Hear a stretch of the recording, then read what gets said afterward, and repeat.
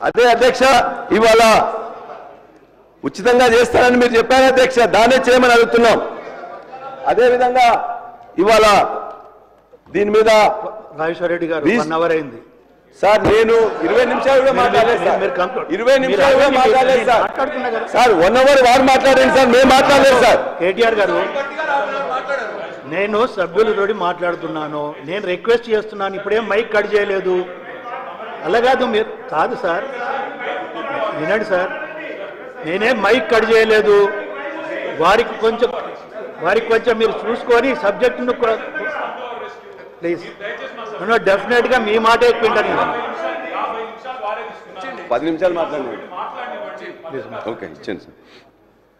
అధ్యక్ష, గత సంవత్సరం 2014-15లో రిజిస్ట్రేషన్ మీద వచ్చిన ఆదాయం ఆనాడు 2822 కోట్లు ఉంటే, మేము మీకు ప్రభుత్వం మీకు అప్పచెప్పినాడు 2023-24లో 14,588 కోట్లు.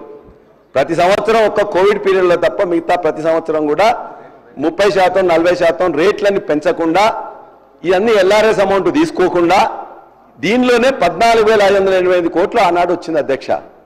మరి మీరు అన్నీ చెప్పారు కదా, మీరు బ్రహ్మాండంగా చెప్పి చేసింది కదా, ఎందుకు ఈ సంవత్సరం ఇప్పటి వరకు 10,911 కోట్లు మాత్రమే వచ్చింది? దానికోసం మీరు ఏమైనా చర్యలు తీసుకుంటున్నారా? ఈ యొక్క ఖచ్చితంగా ఇది ఒక బ్రహ్మాండమైన ఆదాయంగా ఉన్నదాన్ని, ఈ ఆదాయం తగ్గడానికి కారణమైంది, రియల్ ఎస్టేట్ పడిపోవడానికి కారణమైంది, రిజిస్ట్రేషన్స్ తగ్గడానికి కారణమైందని చెప్పేసి అనేక అపోహలు, అనుమానాలు మీ యొక్క ఎమ్మెల్యేలే చెప్తున్నారు. కాబట్టి దయచేసి దాన్ని గమనంలో తీసుకొని ఈ యొక్క వాతావరణాన్ని, ఒక ఈకో సిస్టాన్ని మంచిగా డెవలప్ చేయాల్సిందిగా మీ ద్వారా ప్రభుత్వాన్ని కోరుతున్నా. అధ్యక్ష, చివరిగా ఒక మాట, ఇందులో ఈ రెవెన్యూ మీద చివరిగా ఒక మాట ఏంటంటే, ఇవాళ తెలంగాణలో వారు చెప్పారు, బట్టి గారు పదే చెప్పారు, ఎందుకంటే కమ్యూనిస్టు ఉద్యమం జరిగిన జిల్లా నుంచి వారు ఉన్నారు కాబట్టి, అదే జిల్లా నుంచి రెవెన్యూ శాఖ మంత్రి ఉన్నారు కాబట్టి, భూమికున్న బంధంలో ఇవాళ 71 లక్ష మంది రైతులకు సంబంధించిన 1,55,00,000 ఎకరాలకు మాత్రం దయచేసి వాళ్ళని ఇబ్బంది పెట్టి వాళ్ళని గుంజుకుందామని చూస్తే మాత్రం, ఏదైతే ఆనాటి తెలంగాణ సాయుధ పోరాట స్ఫూర్తి కావచ్చు, నిన్నగాక మొన్న గుంజుకుందామని పనిచేస్తున్న లగచర్ల పోరాట స్ఫూర్తితో ఖచ్చితంగా ఏ చట్టాలున్నా కూడా ఆ చట్టాలను వేరే విధంగా ఉపయోగించేసి నిరుపేద రైతులు ఎవరైతే ఇవాళ ఉన్నారో వాళ్ళ దగ్గర నుంచి వెళ్ళి గుంజుకోవాలని చూస్తే బీఆర్ఎస్ పార్టీ చూస్తూ ఊరుకోవాలని చెప్పి మాత్రం ప్రభుత్వాన్ని తెలియజేస్తున్నాం. అదేవిధంగా హౌసింగ్ అధ్యక్ష, హౌసింగ్ ఇవాళ హౌసింగ్ మీద మొన్న ఒకటి పెట్టారు, ఇవాళ ఒకటి పెట్టారు అధ్యక్ష. గతంలో మొన్న బడ్జెట్లో కూడా వారు చెప్పినప్పుడు, గత బడ్జెట్లో కూడా మేము 3,500 ఒక కాన్స్టిట్యున్సీకి ఇస్తాం, అదేవిధంగా 4,50,000 మందికి ఇస్తున్నాం, దరిదాపుగా దానికి కావాల్సిన బడ్జెట్ కూడా పెడుతున్నామని గత బడ్జెట్లో పెట్టారు సంవత్సరం కింద. ఈ సంవత్సర కాలంలో ఏమైనా ఇచ్చిందా అంటే ఒక్క ఇటుక పెట్టలేదు, ఒక్క ముగ్గు పోయలేదు, ఏం చేయలేదు అధ్యక్ష. మరలా ఇవాళ ఎలక్షన్ వచ్చిన బడ్జెట్లో, ఈ బడ్జెట్లో కూడా దరిదాపుగా మరలా సేమ్ అదే రిపీట్. అక్కడ ఏం చెప్పిందో ఇక్కడ అదే చెప్పారు. అక్కడికి ఇక్కడికి తేడా ఏంటంటే అధ్యక్ష, అప్పుడు 4,50,000 మందికి ఇస్తామని చెప్పారు, ఎస్సీ ఎస్టీ కూడా ₹1,00,000 అదనంగా ఇస్తామని అక్కడ చెప్పింది, ఇలా ₹1,00,000 తీసేసింది. కాబట్టి మరి ఇప్పుడు మీరు ఇచ్చే దాంట్లో మీరు ఏదైతే గ్రౌండ్ చేస్తుందని చెప్పేసి అన్నారో, ఆ గ్రౌండ్ చేసింది కూడా మీరు చూసినట్లయితే ఇవాళ దరిదాపుగా అంటే మనకు కావాల్సిన అమౌంట్ ఈ యొక్క హౌసింగ్ మీద 2024-25కు మీరు చెప్పింది వాస్తవం అయితే దానికి 23,625 కోట్లు కావాలి. 2025-26కి సంబంధించింది 23,625 కోట్లు కావాలి. మొత్తం 47,250 కోట్లు మీరు చెప్పిన 2 బడ్జెట్లు పెట్టిన దానికోసం రిక్వైర్మెంట్ ఉంది. మీరు పెట్టింది ఎంత? 12,571 కోట్లు. ఇది ఎంతమంది సరిపోతుంది? 2,51,000 సరిపోతుంది. మరి మీరు ఒక్క సంవత్సరంలో ఇచ్చిన దానిలో కూడా సగం దానికి కూడా సరిపోదు. మరి ఎట్లా ఈ ఇళ్లను మీరు కట్టబోతున్నారో దయచేసి తెలియజేయాల్సిందిగా మంత్రి గారిని అడుగుతున్నా. అదేవిధంగా ఎస్సీ ఎస్టీలకు ₹1,00,000 తీసేసిండ్రు. ₹1,00,000 తీసేసిందా, పొరపాటున మిస్ అయిందా? ఒకవేళ పొరపాటున మిస్ అయితే ఇస్తామని చెప్పండి. ఒకవేళ ఇవ్వడానికి ఎక్కడ మార్గం అంటే, ఇవాళ ఫైనాన్స్ మినిస్టర్ గారు పదే చెప్తున్నారు, ఎస్సీ ఎస్టీ నిధులను మేము సరిగ్గా ఇంతకుముందు వాళ్ళేదనో ఇప్పుడు వాళ్ళేదనో, ఆ ఎస్సీ ఎస్టీ నిధులకు వెళ్ళైనా ₹1,00,000 చొప్పున దీన్ని తీసుకొని ఇస్తే బాగుంటుందని చెప్పేసి మీ ద్వారా విజ్ఞప్తి చేస్తున్నా. ఆనాడు గృహలక్ష్మి అని చెప్పేసి సొంత స్థలం ఉన్న వారికి 3 లక్షలు గత ప్రభుత్వం శాంక్షన్ చేసింది. కొంతమంది ఇల్లు కట్టుకున్నారు, వాటిని దయచేసి కన్వర్ట్ చేసి ఇందిరమ్మ ఇల్లుగా మార్చి ఎవరైతే ఇల్లు కట్టడం మొదలు పెట్టినరో కట్టడం ఉన్నదో ఆ విధంగా చేసినట్లయితే వాళ్ళకు కూడా మీకు కూడా ఆ ఇందిరమ్మ ఇళ్లలో ఇంక్లూడ్ చేయాల్సిందిగా మీ ద్వారా నేను కోరుతున్నాను. అదేవిధంగా మీరు చెప్పిన ఏదైతే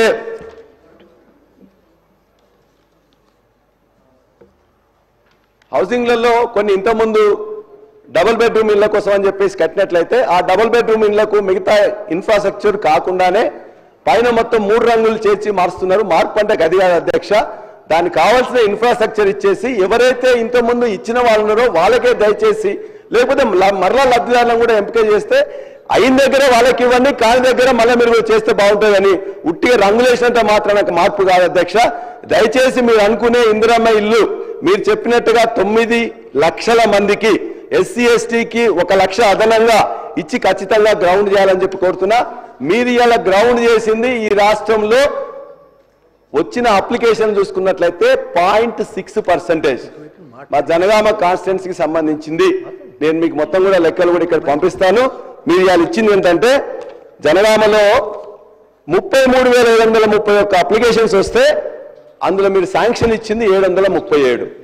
అందులో మీరు ఇలా గ్రౌండ్ చేసింది ఏదైతే ఒక్కొక్క గ్రామంలో గ్రౌండ్ చేస్తున్నారో గ్రౌండ్ చేసింది 212.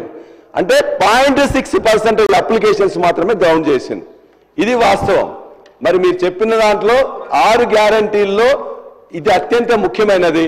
మరి దాన్ని మీరు ఈ విధంగా గాలికి వదిలేస్తే మీ యొక్క మాటలు నీటి మూటలుగా మిగిలిపోతే తప్ప ఆ ఇళ్లకు పైన కలర్ వేయడానికి కూడా ఏం లేదు అధ్యక్ష. రాజేశ్వర రెడ్డి గారు ప్లీజ్. మంత్రి గారు. గౌరవ సభ్యులు హౌసింగ్ మీద అదే రకంగా రెవెన్యూ వ్యవస్థలే విఆర్ఏ విఆర్ఓల గురించి కూడా వారు ఇంతకుముందు మాట్లాడినప్పుడు సార్ అన్నీ ఒకసారి లాస్ట్లో మళ్ళీ ఆన్సర్ ఇస్తాను. బట్ ఇప్పుడు మధ్యలో కొన్ని విషయాలు చెప్పాలన్నది సభకి తెలంగాణ రాష్ట్ర ప్రజలకు కూడా చెప్పాల్సిన అవసరం మంత్రిగా నా మీద ఉంది అధ్యక్ష. విఆర్ఏ విఆర్ఓ వ్యవస్థల మీద వారి మీద ఆనాటి ప్రభుత్వంకున్న ప్రేమ అభిమానం ఎంత గొప్పదో ఏ విఆర్ఏ విఆర్ఓ వ్యవస్థలో ఉన్న పనిచేసే ఉద్యోగస్తులను అడిగితే చాలా స్పష్టంగా కనిపిస్తుంది అధ్యక్ష. తెల్ల కాగితాన్ని నల్ల కాగితం చేసి ఒక జీవో ఇచ్చేసి మేము ఇచ్చినో మీరు తీసుకోండి అని విధి విధానాలు ఏమి దాంట్లో చేర్చకుండా నడి రోడ్డు మీద అర్ధరాత్రి 23,000 మందిని నడి రోడ్డు మీద వదిలేసిపోతే వాటన్నిటినీ స్ట్రీమ్ లైన్ చేసి ఈ ఇందిరమ్మ ప్రభుత్వంలో వాళ్ళకి ఒక ప్రత్యేకమైన గౌరవం ఇస్తున్నాం అధ్యక్ష.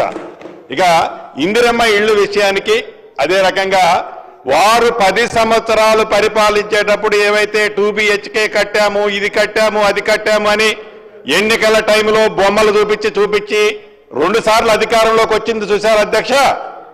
ఏమి చేశారన్నది అది వారు మర్చిపోతున్నారు. చిత్తశుద్ధితో ఈనాడు తెలంగాణ ప్రజలకి ఇచ్చిన మాట ప్రకారం ప్రతి పేదవాడికి నీది ఏ పార్టీ గతంలో వారిలాగా నువ్వు పింక్ కలర్ షర్ట్ దొరుకుంటేనే ఇల్లు ఇస్తామనట్లా గృహజ్యోతి చెబుతున్నారు అధ్యక్ష. ఆ గృహజ్యోతి చెప్పే కార్యక్రమం ఆ 3 లక్షల రూపాయలు కూడా ఎవరైతే పింక్ కలర్ షర్ట్ వేసుకున్నారో వాళ్ళకి ఇచ్చారు అధ్యక్ష. ఈ సభ ద్వారా గౌరవ సభ్యులకి రాష్ట్రంలో ఉండే పేద ప్రజలకు ఒకటి చెప్పదలుచుకున్నాం అధ్యక్ష.